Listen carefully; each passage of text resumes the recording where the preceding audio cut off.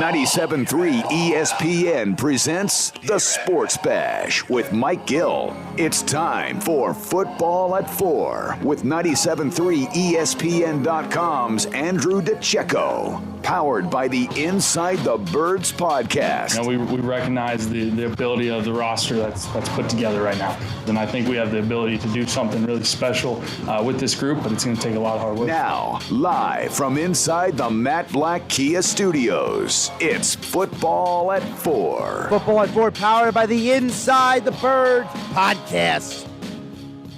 Of course, Jeff Mosher, Adam Kaplan will join the show a little bit later this week. Mosher on Wednesday and Friday, Adam Kaplan on Thursday. But Tuesday, we got Andrew Dicecco joining us again. Football at 4 being brought to you by PlaySugarHouse.com. Sign up now and then match your first deposits up to $250.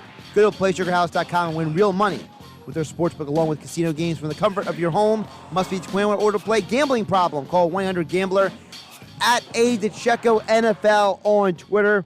And he joins us now on the Boardwalk kind of hotline. Andrew, how you doing this Tuesday? Josh and Hunter, I'm doing well. How are you guys doing today? Doing all right. And, you know, it's kind of one of those days where, you know, you're kind of like in that, like, you know, awkward transition from, you know, the players always about, we want to talk like 24 hours to celebrate a win. You got to move on to the next team. And it kind of feels like that's where some of our own mindsets are. Before we get to the game coming up, we got to get to the news. It feels like a low shot, right? It feels like a shot to the gut because Rodney McLeod, he's out for the year. Now Jack Driscoll, he's out for the year. It is really frustrating, Andrew, because I felt this guy played incredibly well against two of the best opponents the Eagles had this year. He played very well against Washington week 1, and now he played very well against the Saints, and now he's done for the year. It just feels like a low blow. Yeah, I mean, how many more hits can this team possibly take? When you talk about a player like Jack Driscoll, I got to see him at the Eastwood Shrine Bowl in January, and he played every position on the offensive line, including center. He was lobbying to play center to prove his versatility. Played tackle with the Eagles. I think his ultimate home will be at guard and possibly center moving forward. But he can just do so much, and he continued to get better. He still needs to get stronger and add something to his frame, Josh, but what he was able to do in such a limited sample size is very impressive. He held Cam Jordan to one tackle, and he played through that severe MCL sprain. So, I mean, you have to be encouraged with what you see with him. But he was one of those guys that I was really looking forward to see play over these next 3 games. Well, it's probably going to be Matt Pryor stepping in, and there's no doubt that he's been underwhelming this year considering he played in a playoff game last season. So my question to you is, do you think that he is at least going to be able to be serviceable for the back 4 games here, or 3 games remaining at this point? Serviceable would be the operative term there. I mean, I think that because you have a quarterback who is fleet-footed and can escape pressure and get outside the pocket, like Jalen Hurts, I think that Matt Pryor can be serviceable in that role. Is he a long-term option? No, but he does have experience, and he's a lot better than anyone you would find at this stage of the season. You might see Prince Tega Wanagu, a 6th-round draft pick from this past year, who's more of a developmental player, may be called up. But, I mean, as far as your options go, yes, he does have experience. It could be a lot worse, but you got to feel for Jack Driscoll because he was really playing at a high level, and he proved his worth against the Saints. When you think about also this offensive line, this is going to be, the 3rd different combination on this line this season. It just feels like – it almost feels like with every injury and every situation, Andrew, it's almost like fate is almost turning around to this team and saying, you were never meant to have a good year, so just get over it. Like, it almost feels like every time they have something good, like they beat the Saints, big win, Jalen Hurts, and then it's like, oh, by the way, you were never supposed to win this year anyway. Well, this will actually be the 13th different offensive line combination this season. And, yeah, I suppose you could look at it that way.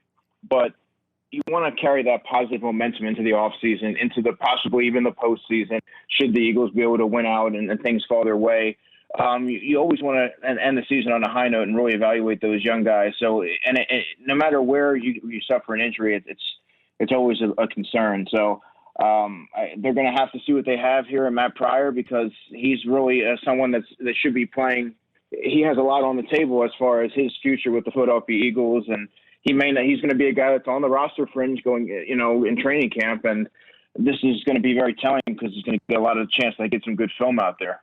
If Jordan Mailata keeps this up, how hard is it going to be for Andre Dillard to get his job back? And if he can't get his job back, what do you do with him? Are there teams ready to rock and roll to go out and make a trade for Andre Dillard? I just feel you're watching a guy in Mailata play so damn well. If he plays like this, I don't know how you lose that job. Yeah, Jordan Mailata, barring something unforeseen, should be, and in my opinion will be, the left tackle next season. How do you go away from a guy who's just come so far, improved by leaps and bounds from where anyone could have expected him to be at this point in his career, hadn't played professional football, American football, prior to 2018. I mean, you got to move forward with him. And then with Andre Dillard, you maybe give him an opportunity to play guard. Andre Dillard should not be handed a job, should not be given first team reps because he hasn't deserved it. His play hasn't warranted that, and I think he's going to have to earn his spot on the roster. Or you assess his value, and there will probably be a team out there that's, because offensive line depth is pretty porous around the NFL. There will be a team that might be interested in his services. So I think you also have to look that route as well. What does it say to you about Jordan Mailata's progress from being a guy that people were wondering, why did you waste a late-round pick on this guy? People theorized you could have gotten him as an undrafted free agent. And now he's gone from being this, who is this guy, to being, well, he's an athletic freak, to being a potentially viable left tackle for the Eagles in the future. Well, players of his make, his size and athleticism, that raw ability, those are the type of players that you tend to, take a flyer on the 7th round and not risk getting them as an undrafted free agent, because there's a lot of teams that are going to be vying for someone like that services, and they may be more inclined to go to another team that has it's a little bit lighter on the offensive line. But I attribute his kind of his development solely to Jeff Stoutland, who's done a remarkable job piecing together these offensive lines every week, having to transition in the middle of games oftentimes and plug guys in here and there. And I also give a lot of credit to Jordan Mailata for putting in the work that it takes to become an ascending tackle in this league. It's not an easy position to play. You're seeing the other team's best rusher many times, and I think that he's held up well, and I think that he's shown signs that he can be that cornerstone left tackle with a full off season and just continuing to build off of what he's doing now.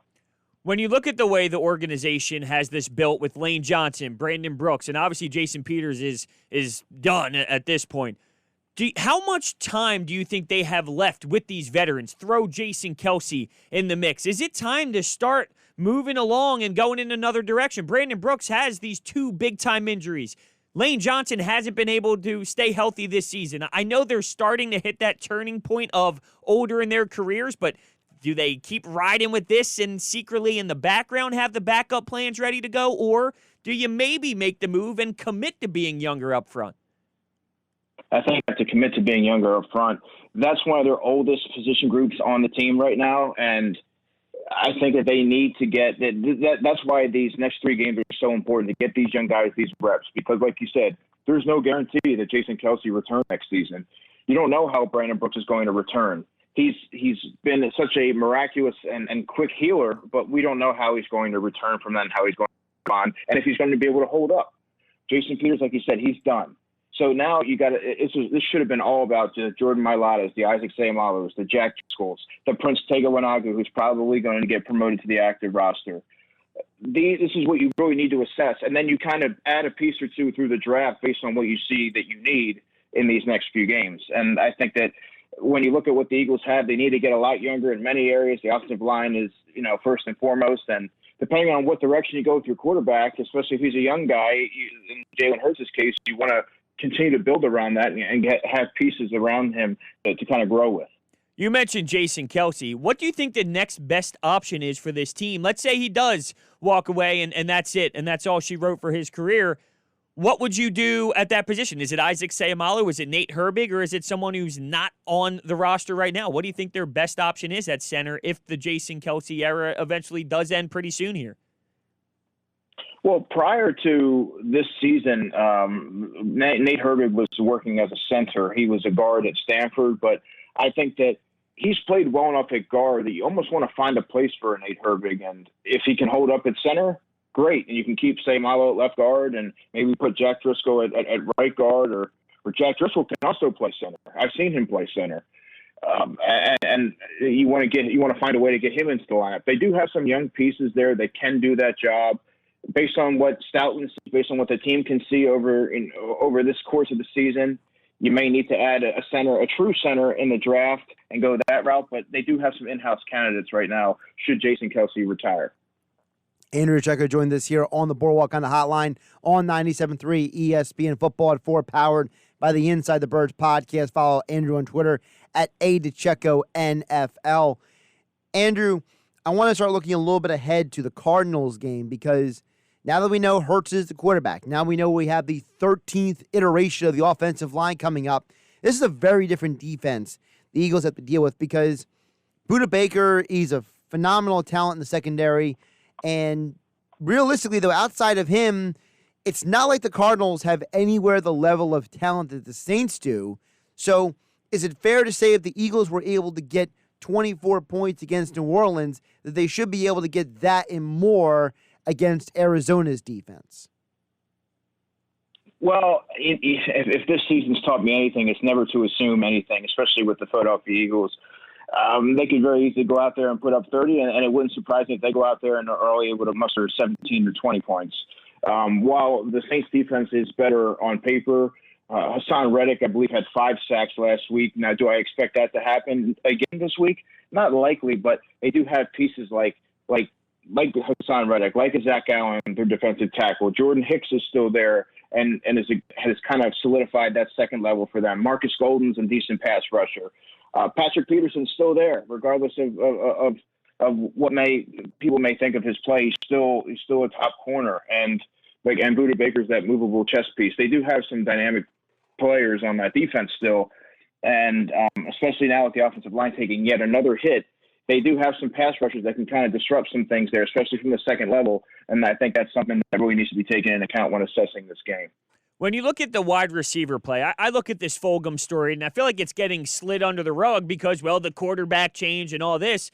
He was unbelievable for 4 games. And is it ironic that as soon as Alshon Jeffrey came back, all of his production just stopped? Is a part of it because he's showing why he was cut a couple of times? Like, what is going on with Travis Fulgham where he went from one of the best in the league, which I didn't expect that to keep up forever, but for him to be this poor in production, where did this go wrong? Man, I've gotten so many messages and emails about this question. What happened to Travis Fulgham? It's essentially on a milk carton right now. Watkins played 23 snaps. Fulgham played the lowest snaps among the wide receivers. He played 11 snaps. So Quez Watkins, who was playing in his 3rd NFL game, really hadn't done much of anything to warrant playing over Travis Fulgham, who had that great 4-game sample size. You have to wonder what's going on there. And when I do see Travis Fulgham out on the field, Hunter, when I'm watching the All-22, he's not somebody that gets open consistently. He doesn't get that separation. His routes aren't as crisp as you'd like. He doesn't work back to the football, make life easier on the quarterbacks. There's certain nuances to the receiver position that it's kind of showing up on film, and you're starting to see why he was a guy that's kind of bounced around in multiple teams. There wasn't a lot of film on him, especially coming out of Old Dominion, and didn't have a lot of preseason tape or anything like that with the Lions last year, so teams didn't really know how to play him. And I think what you're seeing now is he's a pretty easy defendable player when you know that he has these tendencies. Now that he's had that success, now you need to see, okay, how are you going to adapt to what defenses are showing you? How can you kind of take that next step in your game to really be the player that you were for those 4 games? And right now he hasn't done that, and that's why guys are playing over him. How much do you believe that the rotation of receivers we saw this past Sunday and that we will see this coming Sunday has to also do with Jalen Hurts' comfort level with certain guys, the guys he's had the most experience working with and on the practice field? I think so. I think that has a lot to do with it. I mean, this week you kind of saw a puzzling move to deactivate a John Hightower, but to activate Quez Watkins, who was on the bottom of the depth chart. Yeah, he probably saw a lot of reps with Jalen Hurts. J.J. Arcega-Whiteside was active but did not play. These are guys that he probably had repetition with. Alshon Jeffrey is a big-bodied veteran that plays above the rim, and he can just having him out there can make life easier for a young quarterback. And I think that when you see that he's getting these snaps over Fulgham, Alshon Jeffrey is a veteran, and you're having a guy like Travis Fulgham who doesn't run the sharpest of routes and isn't working back to the football and doing the things that you need. You can't. The margin for error is so small with a rookie quarterback that you want as many veterans out there as possible. Quez Watkins is a raw deep threat. It's surprising to me that he hasn't gotten a shot at punt returns. But I think that when you see how the receiving snap share has been kind of divided up over last week, I think a lot of that is directly tied to the guys that he has experience with in practice. Do you feel like certain receivers on this roster are better fits in the offense the Eagles are running with Jalen Hurts versus what they were trying to run with Carson Wentz? Yes, I think that particularly John Hightower. I think John Hightower has some of the same capabilities of a Jalen Reagor, not to his level, but he can take the ball out of the backfield. He can really make teams pay on crossing routes. He can take a screen pass and really create some yards in space. Jalen Reagor is a good fit for almost any offense. I kind of equate his skill set to a Deebo Samuel with the San Francisco 49ers. In that you don't have to force feed targets to him. You can get him the ball in a myriad of different ways. And Alshon Jeffrey right now, like I said, he's gonna be that red zone option, that guy that's gonna go up and get the football between the hash marks. And I think that every quarterback needs a player like that you can trust and count on to do that. And I think that it's a good mesh of receivers right now that he has to work with. And then Greg Ward is a player to me that has that rapport with Jalen Hurts. They're both from the Houston area. He's talking 32-yard touchdown in Green Bay. Greg Ward's a security blanket for any quarterback. He runs great routes. He's not going to stretch the team vertically by any means, but he's going to catch the football. He's sure-handed, and he's going to work that short to intermediate area. So, yeah, I do think that he's well set up for some of those options. Andrew Dicecco here on Football at 4, powered by the Inside the Birds podcast. Follow on Twitter at @Dicecco NFL for Eagles and NFL draft coverage as well. Andrew, speaking of the draft, this is week 16 of the college football season, and we got some very bizarre, interesting circumstances around college football this week. And I wanted to ask you about one specific player before we get to anything else before we let you go. Jared Patterson has been a revelation at Buffalo, and I know you're a guy who's very zoned in on a lot of the guys who may not be at the top of people's minds in college football. Do you think Jared Patterson can be an NFL running back? And if so, what do you think his role could be in an offense at the NFL level? Because I know a lot of people, he's raising a lot of eyeballs. You know, one of the fastest guys to ever get 1,000 yards in a season, basically 4.5 games, basically. Yeah, Jared Patterson was a player that I looked at last year, Josh, as a player that I had bookmarked to keep an eye on this year to see if he could sustain that production. I mean, last season he had nearly 1,800 yards and 19 touchdowns. This year, in just a 4.5 game sample size, he had 123 carries for over 1,000 yards, 18 touchdowns. He's legitimate. He can play at this level. He won't be a first, second round guy, but he does have NFL ability. He can catch the football well. He's only 195 pounds. But I do think that he can add 10 pounds to his frame and really be that 1-2 punch, that downhill thumper that the Eagles really need to move those chains. And I think he can be that. And I mean, he'll be available at probably a day 2 pick. But I've been very high on Patterson, and he's been playing. His play is going to turn a lot of heads, and he's gonna be a riser here. I've had a chance to talk to you since the BYU Coastal Carolina game, and we saw Zach Wilson again, maybe not have an elite game against San Diego State. Has he been exposed since the Coastal Carolina game? Is there maybe flaws in his game that maybe we didn't see earlier because he didn't play as good of a defenses for the first 2 months of the season? Yeah, I think so. And the numbers, he was putting up video game-like numbers, but he wasn't really – you have to look at the quality of opponent that he was playing. And when he finally played a real defense in the Coastal Carolina defense, he wasn't able to have his way out there. He's a guy that likes to make one read and run. He likes to take off a lot. He locks in on his receivers. He drops his eyes sometimes. There are certain things to his game that he really needs to iron out before we can consider him a blue chip prospect. because he got exposed a little bit against that Coastal Carolina defense, and he made poor decisions with the football. And these are things that need to get cleaned up before we're ready to anoint him the second or third best quarterback in this class. Another guy we're going to see this week, the SEC championship game. Kyle Trask had a rough game last week. He's another guy who looked great for weeks on end, and then all of a sudden he has a bad game, and I'm just starting to wonder, between Wilson and Trask, these are two guys who are rising up draft boards. Everybody on Twitter is talking about them. All of the draft analysts are like, well, this guy could do this guy could do that. And Trask is another guy that I'm starting to wonder, is there maybe a little fool's gold there, or is he legitimately a good draft prospect? I like Kyle Trask, but he definitely isn't without flaws or blemishes to his game, and I never had him as a sure in my top five, going to be a stud, going to be a 10-year starter for a franchise. I mean, look, he doesn't move very well. He's erratic with the football at times.